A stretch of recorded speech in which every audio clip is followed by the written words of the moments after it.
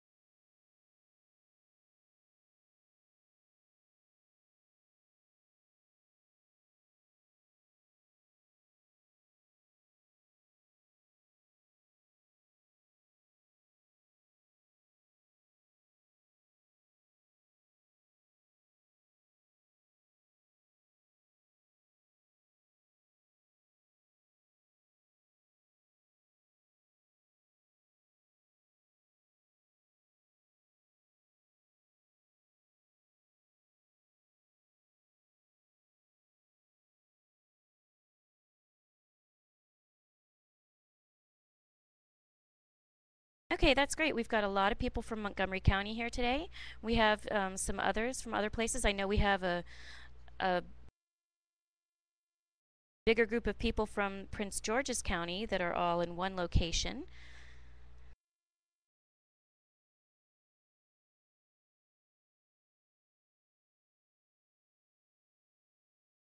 I have another poll that I'm going to ask everybody to answer. And this one is about your role or your job title, so that we can get an idea of what everybody does.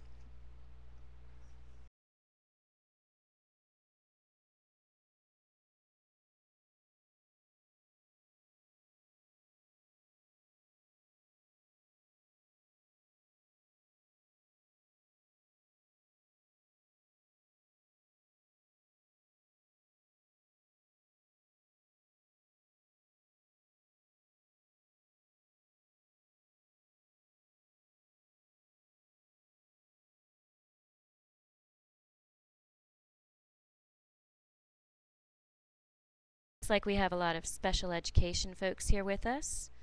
If you are in a group of people, would you mind just typing your group into the chat box where you are and how many of you are there? We would love to hear that.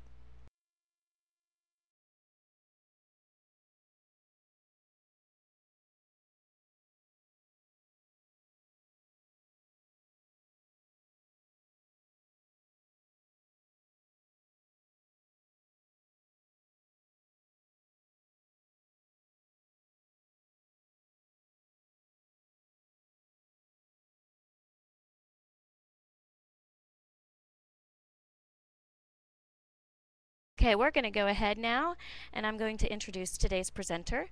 Beth Poss is a speech-language pathologist for Montgomery County Public School who focuses on the use of assistive and instructional technology to support students. She serves as a consultant for the Johns Hopkins Center for Technology and Education and also teaches at Towson State University and the Johns Hopkins University on integrating technology into the classroom. So welcome, Beth. We are very glad to have you here today. Thank you. I am very glad to be here. We're going to be loading up my PowerPoint. There we go. And welcome to everybody, and thanks to all my MCPS colleagues who came out to support me, and to all the other folks across the state, and to folks who came from even farther away. Isn't it nice to not have to travel? So we're going to be talking about web tools for the UDL classroom, and specifically looking at 3 free web-based applications. If you have questions as I'm talking, you can type in it, and Helen will keep track of that. And if I have opportunity, I'll answer it while I'm talking, and otherwise we'll catch your questions at the end. So I want you guys to take a look at this Wordle, which is a bunch of text that I pasted into an application, www.wordle.net. Really fun place to go and use it either yourself or with your students. And tell me what jumps out at you in this Wordle. Go ahead and type that into the chat.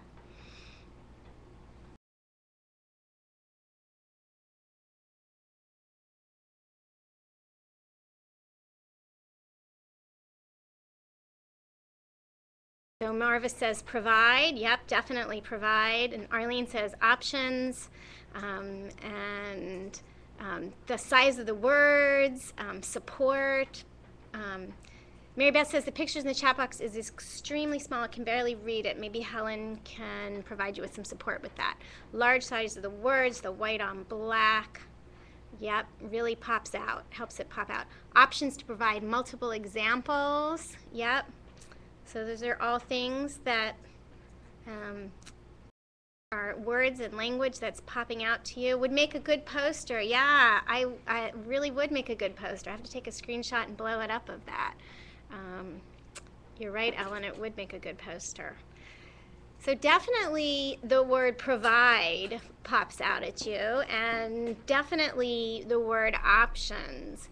And if what you get from this is that it is really important to provide options, then you've gotten the most important thing that I wanted you to. The text that is in this Wordle is from CAST, and it is from their UDL guidelines. And so really wanted you guys to focus on the idea that it is important to provide options. Definitely other things in there as well. I'm going to go on. So universal design for learning is the practice of embedding flexible strategies into the curriculum so that all students can gain from the curriculum. And it's really important that we embed these strategies in the planning process, that we think about these from the get-go, and that we front load these solutions for students instead of after the fact, trying to play catch up.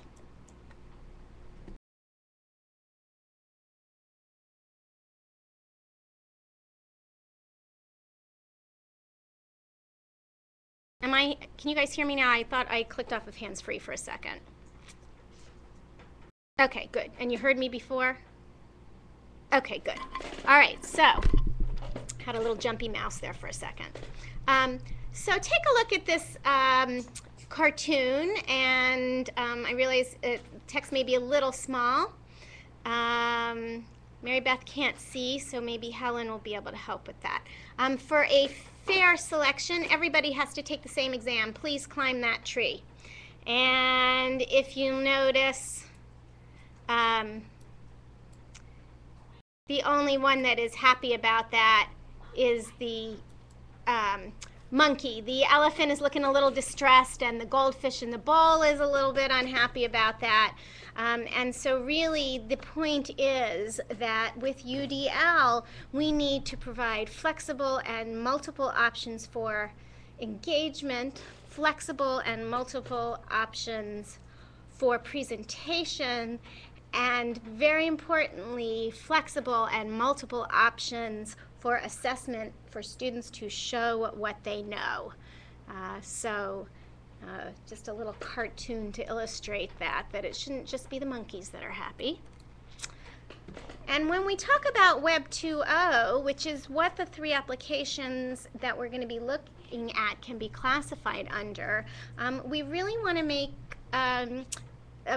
sure that you guys understand that the idea of Web 2.0 is that using the internet as the read-write web, and that these tools that we're going to be taking a look at really provide opportunities for students and for teachers to have back and forth collaboration and interaction, and that these tools are just a huge important part of it, and that these tools and this flexibility and back and forth collaboration can really support students. So I've got another Wordle there, and what I'm hoping pops out to you there are the words web and learning. And the text that I have used in my Wordle here is both the definitions for Universal Design for Learning and the definition for Web 2.0. And that when we meld UDL and Web 2.0 together, it really allows us to harness the flexibility of technology and the interactive nature of the web to provide free and easy access to powerful tools that can adjust to learner differences and needs. So the 3 tools that we're going to look at today in particular are Glogster, and specifically the EDU version of Glogster. We're going to look at Flickr, and we're going to look at Tar Heel Reader, which is out of the University of North Carolina. So has anybody used any of these tools before in any fashion? If you guys want to type in and let me know. So somebody's used, Emily's used Flickr.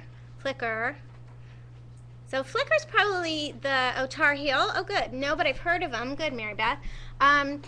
So Flickr's probably one of the most popular ones, one of the most well-known ones, and a lot of people use it for photo sharing, and I hope that even if you've used it, I'm going to show you some things that you might not know about it today and some strategies for using it educationally. So the first tool that we're going to take a look at is Glogster, and I know we have Jim here from Glogster, who is going to be getting to participate in this as well. So if there's any real specific technical questions about Glogster that I can't answer, I am sure he will be able to at the end.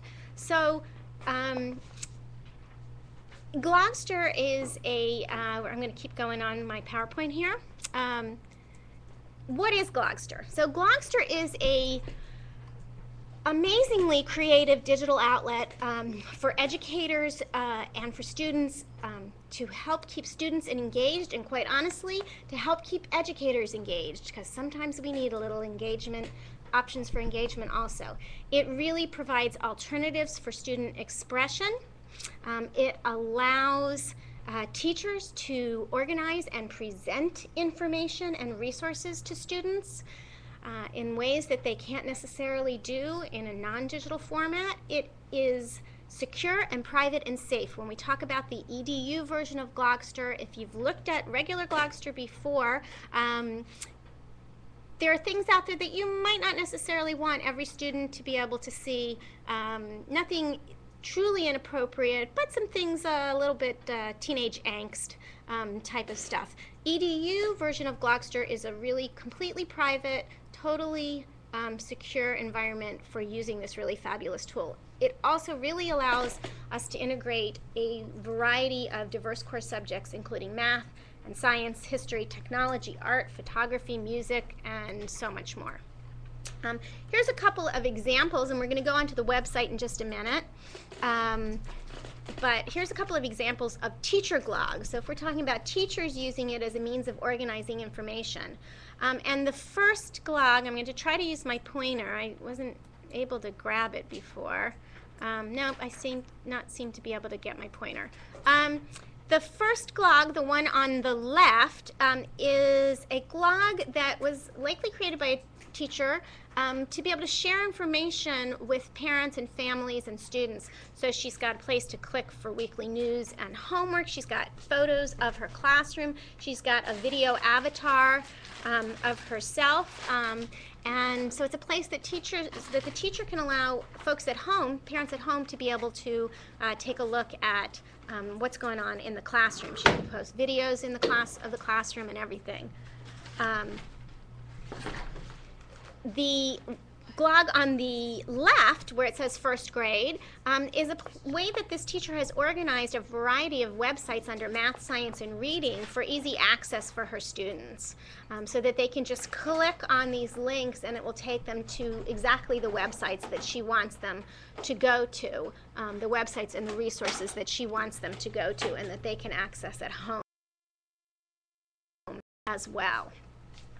So moving on to show you a couple of educational glogs that have been created by students. I'm going to start with the one on the left with a picture of Harriet Tubman there. And this was an interactive poster that was created by a student who was obviously studying Harriet Tubman and perhaps the Underground Railroad and the Civil War, and had a project to do for school and was able to create something that was really interesting and exciting to them and hopefully to their peers as well, with a lot of text, a lot of pictures, and if you were to see this on the web, the pictures are really able to pop out to you. We're going to take a look at the glog on the left side, the Artemis Fowl glog that a student did as a book report on Artemis Fowl. And I am going to go and share my screen with you right now. So you're going to get to see this live, and I'm going to take you onto it. Make sure I've got all the things there that I want to show you. Okay. More. So I'm going to, there's a glog that I'm going to show you in just a minute, but I'm going to switch over. So here we go. So we've got this Artemis Fowl glog. And I want to make sure, I'm going to click back for a second. Everybody seeing that okay? Okay. So you guys should all be seeing this glog from on Artemis Fowl, and you can see how this individual, how she used picture from the covers of the different books by this author, that she was able to put in information about the characters in the book, that she gives a little basic information about it. She gives her opinion on it. She gives some very information to people who might not have read it about being able to crack the code, and you can see how she's got much more information there than can be shown in one thing, and that people can scroll through that text. She's got on here praise. She's got critics' reviews from it for people to be able to read, and I love it here that she's got a promotional trailer for one of the books, and I'm hoping you'll be able to hear this through my microphone.